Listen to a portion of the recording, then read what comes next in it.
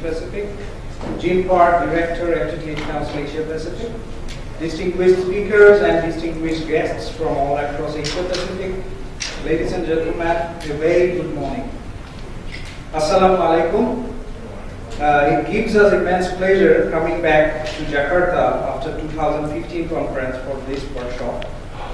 We are delighted to have you here to participate and share in the Indonesia workshop hosted by FTTH Council Asia Pacific. Thank you for joining us.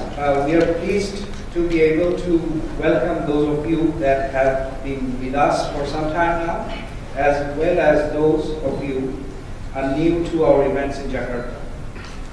This event offers access to senior decision makers from the APACs, especially Indonesia's telecom industry, over a full-day workshop, networking breaks, lunch, cocktail reception, and that's all. Stay with us to hear from the experts. I hope you will enjoy the workshop. Now, may I call on stage Dr. Arvind Mishra, Vice President at FTTH Council Asia Pacific, to have the welcome address.